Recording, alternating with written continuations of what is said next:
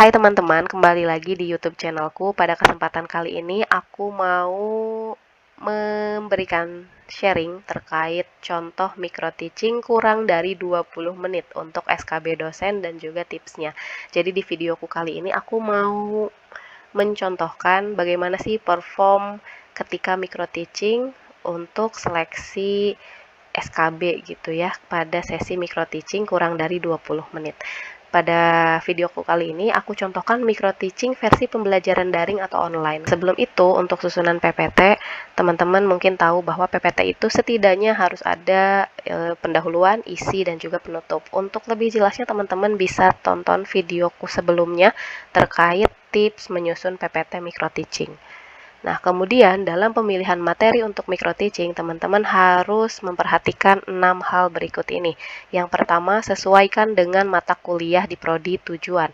Misalnya teman-teman berasal dari prodi A, kemudian melamar ke prodi B. Walaupun beda prodi, apakah itu ada mata kuliah yang teman-teman pelajari dan diajarkan di prodi B? Nah, itu harus disesuaikan dengan mata kuliah di prodi tujuan. Kemudian yang kedua, pilih materi yang paling Anda kuasai. Supaya apa? Supaya teman-teman pede menjelaskan materi tersebut. Supaya teman-teman terlihat profesional dan juga terlihat sangat bisa menguasai materi yang akan diajarkan kepada mahasiswa. Kemudian yang ketiga, hindari materi pertemuan pertama. Karena materi pertemuan pertama ini biasanya materi dasar, sehingga nanti penguji sulit melihat apakah teman-teman ini bisa menguasai materi atau tidak. Oleh karena itu, hindari materi pertemuan pertama. Kemudian yang keempat, pilih materi yang bisa dipresentasikan dalam waktu singkat. Karena dalam micro teaching itu sebetulnya hanya 20 menit. Bahkan kita harus bisa memanage waktu supaya presentasinya itu tersampaikan kurang dari 20 menit. Jangan lebih karena nanti akan mengurangi penilaian. Walaupun pada praktiknya kita itu kuliah 2 SKS sampai 3 SKS, tapi dalam micro teaching ini teman-teman cukup mempresentasikan kurang dari 20 menit saja. Kemudian yang kelima, pilih materi yang sesuai dengan background pendidikan supaya teman-teman terlihat meyakinkan gitu bahwa teman-teman itu menguasai materi yang sesuai dengan background pendidikannya. Kemudian yang keenam, jangan memilih materi yang terlalu rumit dan berat untuk disimak karena nanti pada praktiknya penguji itu biasanya adalah petinggi kampus dan belum tentu petinggi kampus tersebut prodi atau backgroundnya itu sesuai dengan teman-teman, sehingga pilihlah materi yang tidak terlalu rumit, menyenangkan, karena yang akan dinilai dalam micro teaching itu adalah apa saja. Yang pertama yaitu kemampuan membuka dan menutup pembelajaran. Kemudian teman-teman di situ dilihat bagaimana teman-teman membuka pembelajaran, kemudian menutup pembelajaran sampai akhir. Kemudian yang kedua adalah penggunaan media pembelajaran. Jadi di bagian penggunaan media pembelajaran, teman-teman kalau misalkan bisa pakai pen tab itu bisa lebih bagus karena bisa secara langsung coret-coret gitu di tampilan PowerPoint-nya. Tapi kalau teman-teman tidak punya pen tab itu juga tidak masalah. Jadi sebisa mungkin gunakan PowerPoint-nya sebaik mungkin, bisa menggunakan animasi dan lain-lain.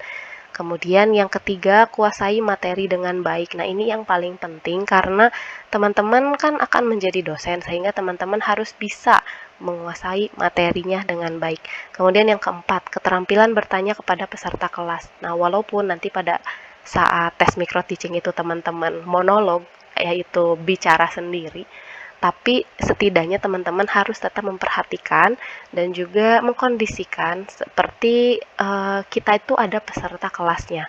Mungkin ada juga penguji yang berkenan memposisikan dirinya sebagai mahasiswa, tapi ada juga yang penguji memang fokus melihat performa dari teman-teman. Jadi tetap harus ada interaksi antara dosen dan mahasiswanya di situ. Teman-teman bisa melontarkan pertanyaan, kemudian nanti dijawab sendiri.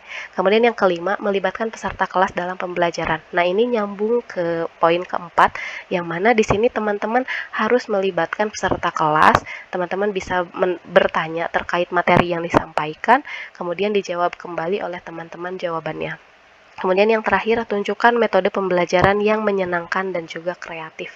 Jadi teman-teman sebisa mungkin harus membawa suasana kelasnya itu yang menyenangkan dan juga menunjukkan metode pembelajaran yang seru supaya bisa menarik untuk disimak. Oke, tanpa perlu berlama-lama, berikutnya aku mau mencontohkan simulasi micro teaching kurang dari 20 menit.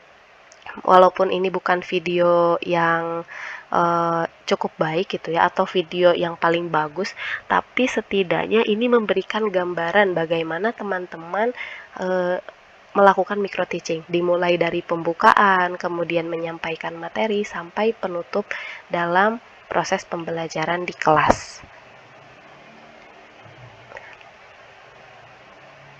Baik, terima kasih Bapak Ibu atas waktu yang diberikan kepada saya untuk menyampaikan presentasi micro teaching pada kesempatan ini. Izinkan saya share screen materi yang akan disampaikan ya Bapak Ibu. Apakah slide saya sudah terlihat pada layar? Baik, terima kasih. Mari kita mulai kegiatan micro teaching hari ini. Assalamualaikum warahmatullahi wabarakatuh. Bagaimana kabar mahasiswa Ibu hari ini? Mudah-mudahan dalam keadaan baik dan dalam keadaan sehat walafiat. Amin ya Allah ya Rabbal Alamin. Bagaimana kemarin kuisnya? Bisa tidak kuis minggu lalu? Oh, susah ya. Baiklah, untuk kuis nanti kita akan bahas jawabannya di minggu selanjutnya. Nah, untuk minggu ini kita udah masuk ke pertemuan ke-6. Jadi pokok bahasan kita pada kuliah fenomena perpindahan itu udah mulai masuk ke fenomena perpindahan massa. Nah, jadi sebelum kita memulai perkuliahan, mari kita berdoa terlebih dahulu. Berdoa dimulai. Berdoa selesai. Baik mahasiswa, jadi pada kesempatan kali ini sebelum kita memulai perkuliahan, saya tidak bosan ya untuk menunjukkan dulu peraturan kelas. Jadi seperti biasa, mahasiswa harus mengisi absensi di form yang sudah disediakan. Formnya sudah saya sebar tadi di kolom chat. Kemudian format nama akun Zoom itu harus npm _ nama lengkap dan gunakan foto profil yang formal. Kemudian menyalakan video selama perkuliahan berlangsung. Jadi mahasiswa wajib on cam ya. Kemudian mute speaker selama perkuliahan berlangsung, kecuali jika dipersilahkan unmute. Jadi nanti ketika sesi pemaparan, mahasiswa wajib unmute supaya tidak ada distraksi suara. Kemudian silahkan bertanya di kolom chat saat sesi presentasi berlangsung. Jadi ketika nanti saya pemaparan, kalian tiba-tiba ada pertanyaan, itu bisa langsung di kolom chat saja. Kemudian gunakan fitur raise hand jika nanti saya mempersilahkan bertanya, kemudian mahasiswa boleh menyebutkan nama dan NPM. Dan yang terakhir adalah jadilah mahasiswa yang aktif saat di kelas. Baiklah, sebelum itu saya tunjukkan dulu tujuan pembelajaran kita hari ini. Jadi yang pertama adalah mahasiswa mampu menjabarkan fenomena perpindahan massa satu arah, kemudian mahasiswa mampu menjelaskan matematis fenomena perpindahan massa. Nah, oke, jadi kita sudah mulai masuk ke tujuan pembelajaran ya. Jadi ada 2 tujuan pembelajaran yang harus kita capai di pertemuan ini. Oke, jadi kita akan masuk ke materi inti ya, yaitu tentang perpindahan massa. Tapi sebelum itu saya mau menyalakan pointer dulu. Ya, jadi di sini kita mulai ya untuk materi intinya. Oke, untuk fenomena perpindahan, seperti yang sudah kita ketahui bersama bahwa fenomena perpindahan itu dibagi jadi 3. Ada fenomena perpindahan panas, kemudian fenomena perpindahan massa, dan yang terakhir adalah fenomena perpindahan momentum. Kita sudah mempelajari bagian fenomena perpindahan panas. Nah, untuk pokok bahasan kita kali ini yaitu tentang fenomena perpindahan massa. Oke. Jadi fenomena perpindahan itu kalau misalkan dalam industri kimia ya, itu untuk fenomena perpindahan panas bisa kita jumpai pada alat-alat penukar panas, distilasi, dan pengeringan. Kemudian ada juga fenomena perpindahan massa, itu bisa kita jumpai pada alat-alat distilasi, pengeringan, ekstraksi, adsorpsi, stripping, dan juga membran. Kemudian ada juga fenomena perpindahan momentum yang mana ini dijumpai di kasus aliran fluida, pencampuran, sedimentasi, dan juga filtrasi. Oke, sekarang pertanyaannya adalah mengapa sih fenomena perpindahan massa perlu dipelajari? Oke, jadi mengapa perlu dipelajari? Karena peristiwa perpindahan massa banyak dijumpai di dalam kehidupan sehari-hari dan juga di industri. Contohnya adalah gula dalam air itu merupakan salah satu fenomena perpindahan massa. Kemudian ada juga penyerapan O2 ke dalam darah. Kemudian yang terakhir adalah fenomena penghilangan logam berbahaya dari limbah cair. Nah, ketiga fenomena ini merupakan contoh-contoh peristiwa perpindahan massa yang banyak dijumpai dalam kehidupan sehari-hari. Nah, sekarang kita coba ingat-ingat deh, bagaimana cara menyeduh kopi. Oke, bagaimana teman-teman mahasiswa cara menyeduh kopi? Ada yang bisa raise hand? Oke, ya betul. Jadi cara menyeduh kopi seperti yang sudah dipaparkan oleh Andi bahwa yang pertama adalah kita menyiapkan air panasnya terlebih dahulu. Kemudian kita siapkan kopi, mungkin kalau mau rasanya manis kita tambahkan gula. Jadi nanti kita sediakan gula, kopi, dan air panas. Kemudian kopi dan gula kita tuangkan ke dalam cangkir. Setelah itu air panasnya dituangkan ke dalam cangkir gitu ya. Kemudian diaduk sehingga tersajilah kopi. Tapi apa sih kok tiba-tiba ditanya mengenai cara menyeduh kopi? Nah, jadi ini ada mekanisme penyeduhan kopi seperti yang tadi udah disampaikan, yang sudah dipaparkan bahwa ketika kita menuangkan air dan ini ada bubuk kopi di dalamnya, maka di dalam sini terjadilah suspensi kopi. Jadi ketika kita aduk, itu ada pencampuran antara kopi dan juga air. Nah, kemudian kalau misalkan kita diamkan dalam waktu yang cukup lama, itu nanti ampas kopi akan mengendap di bagian bawah. Ya, jika kita biarkan sampai ampas kopinya itu mengendap di bawah, ternyata senyawa kopi larut dalam air seduhan itu sekitar 30% dan 70% adalah ampas kopi. Ya. Nah, sekarang pertanyaannya adalah mengapa senyawa kopi larut dalam air? Pernah terlintas gak di pikiran teman-teman mahasiswa, oh iya ya, air yang awalnya bening kemudian kita campur ke dalam kopi gitu ya, kopi bubuk, kemudian kita aduk, nanti lama-kelamaan airnya itu, air beningnya itu jadi air senyawa kopi. Nah, berarti kopinya larut dalam air. Nah, sekarang pertanyaannya adalah mengapa senyawa kopi itu larut dalam air? Ada peristiwa apa di dalamnya?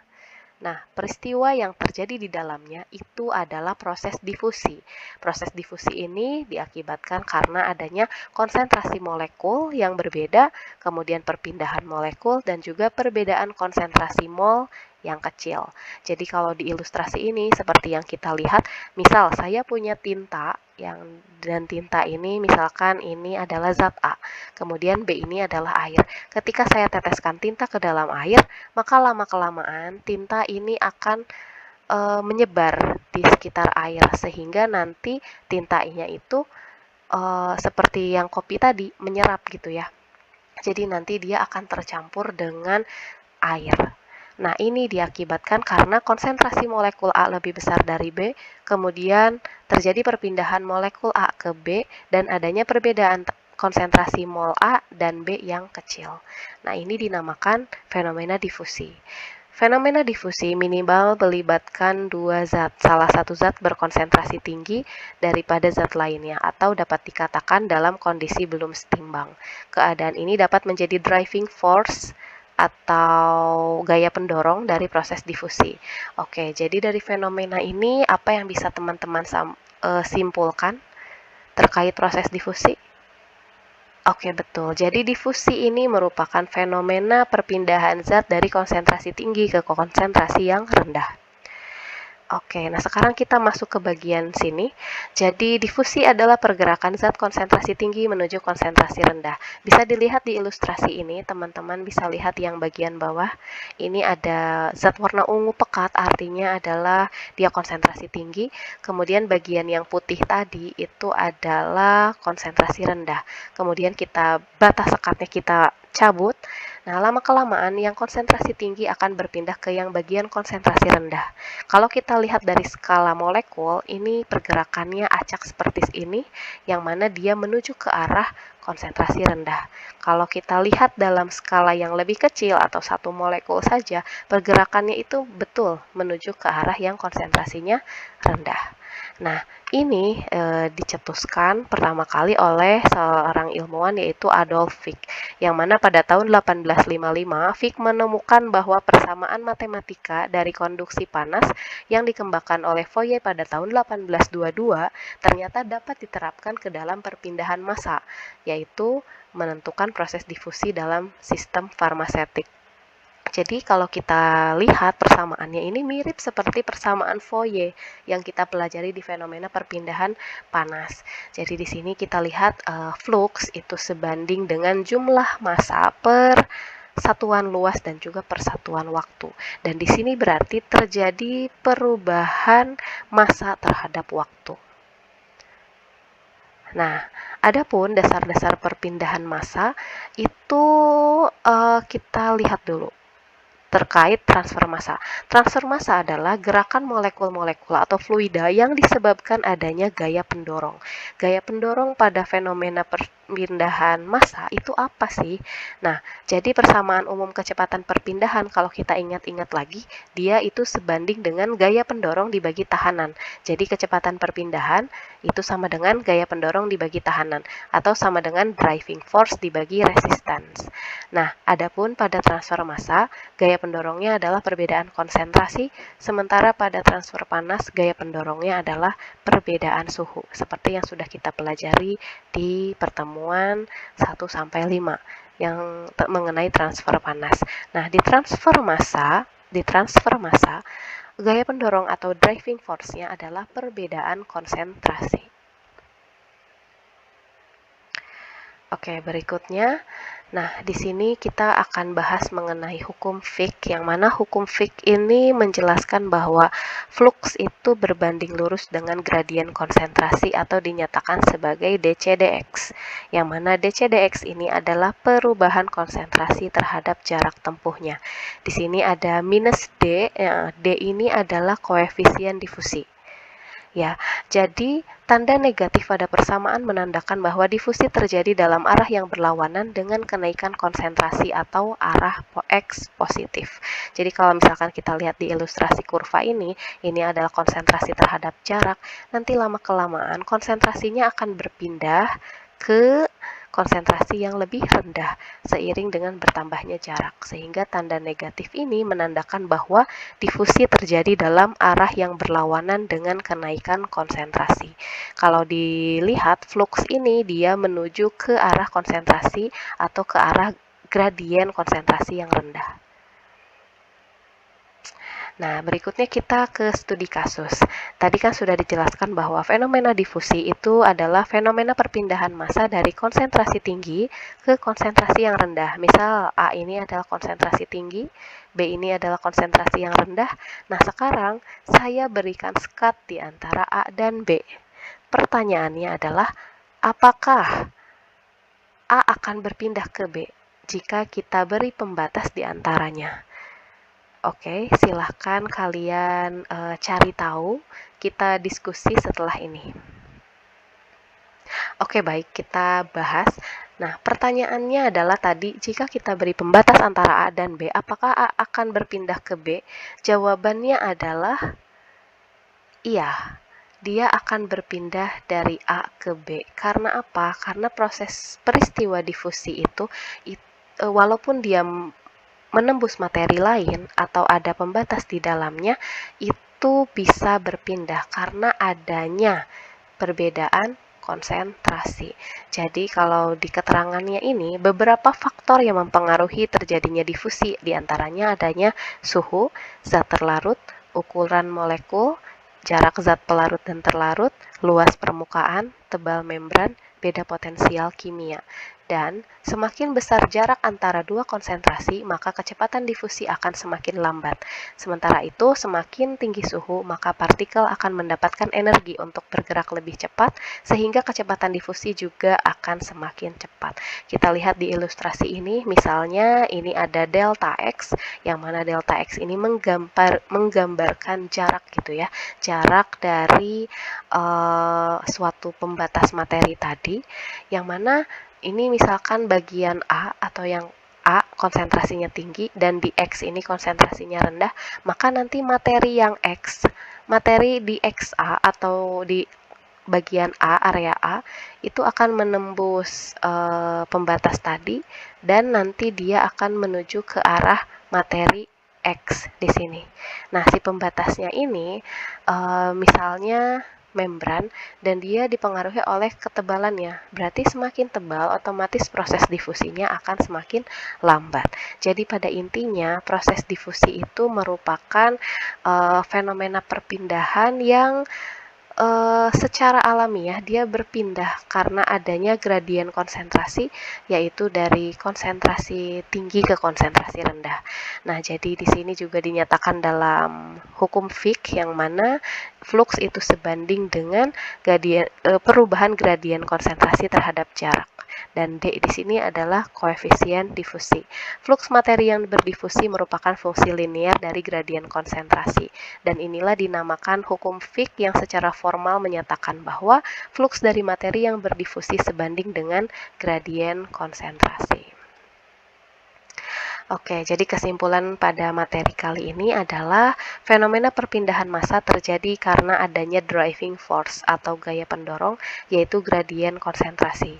Kemudian, peristiwa difusi adalah perpindahan molekul dari zat yang berkonsentrasi tinggi ke konsentrasi yang rendah. Kemudian, difusi merupakan proses transport zat secara pasif atau tidak memerlukan energi, karena proses transportnya ini hanya dipengaruhi oleh gradien konsentrasi saja. Kemudian yang keempat, hukum Fick menyatakan bahwa laju difusi merupakan fungsi koefisien difusi dan gradien konsentrasi, yang dinyatakan dengan persamaan berikut ini, yaitu J sama dengan minus D dCdx, yang mana dCdx ini adalah perubahan konsentrasi terhadap jarak, dan D adalah koefisien difusi. Oke, itulah materi yang sudah disampaikan. Apakah ada pertanyaan terlebih dahulu? Oke, belum ada pertanyaan. Jadi, jika tidak ada pertanyaan, ini ada tugas individu, yaitu PR, mengenai carilah aplikasi fenomena difusi dalam suatu proses di industri kimia. Yaitu untuk tugasnya ini mahasiswa diberikan kebebasan mencari referensi di jurnal, buku, internet, dan lain-lain. Kemudian tugas dibuat dalam slide PowerPoint maksimal 5 slide menjelaskan fenomena difusi yang terjadi, sertakan ilustrasi gambar yang menggambarkan fenomena tersebut. Kemudian tugas dikumpulkan minggu depan di Google Classroom dan mahasiswa akan dipilih secara acak untuk mempresentasikan tugas di hadapan teman-temannya. Nah, ini adalah tugas individu dan dikumpulkan minggu depan. Baik, ada yang ditanyakan dulu terkait tugas? Oke, rupanya cukup jelas ya, tidak ada pertanyaan. Baiklah, kalau begitu untuk materi selanjutnya kita akan masuk ke materi perpindahan momentum. Baiklah, jika tidak ada lagi yang ditanyakan, maka saya akan akhiri perkuliahan hari ini. Sebelum itu kita berdoa terlebih dahulu. Berdoa mulai. Berdoa selesai. Alhamdulillahirrabbilalamin, perkuliahan kita sudah selesai untuk hari ini. Terima kasih. Wassalamualaikum warahmatullahi wabarakatuh. Sampai jumpa di pertemuan berikutnya. Oke teman-teman, terima kasih untuk yang sudah menyimak video contoh micro teaching yang dilaksanakan secara online gitu ya. Nah tadi itu adalah salah satu contoh video micro teaching yang cukup sederhana gitu ya, karena hanya menggunakan PowerPoint dan juga menggunakan pointer PowerPoint saja. Jadi di sini aku tidak menunjukkan bagaimana menggunakan pentab atau misalkan mendemonstrasikan menggunakan software atau misalkan mencontohkan video, karena dikhawatirkan nanti device-nya terganggu ataupun nge-lag laptopnya atau misalkan koneksi internetnya lemot. Jadi itu adalah hal-hal yang perlu dihindari. Jadi di sini yang aku contohkan adalah contoh presentasi sederhana. Oke teman-teman, jadi tips saat micro teaching itu pokoknya ada 3. Yang pertama adalah slide materi yang akan dipaparkan sebaiknya sesuai dengan mata kuliah pada prodi yang dituju. Yang kedua, latihan mempresentasikan materi sesuai dengan durasi yang ditentukan. Walaupun sebenarnya teman-teman ingin menyampaikan materi yang sangat banyak, tapi ingatlah bahwa durasi micro teaching ketika SKB dosen itu hanya 20 menit. Kemudian yang ketiga, sampaikan materi dengan singkat, padat, dan jelas. Artinya tidak bertele-tele dan juga mudah dipahami oleh audiens atau peserta kelas. Oke teman-teman, terima kasih yang sudah menyimak videoku. Jika ada pertanyaan, silahkan sampaikan di kolom komentar. Terima kasih.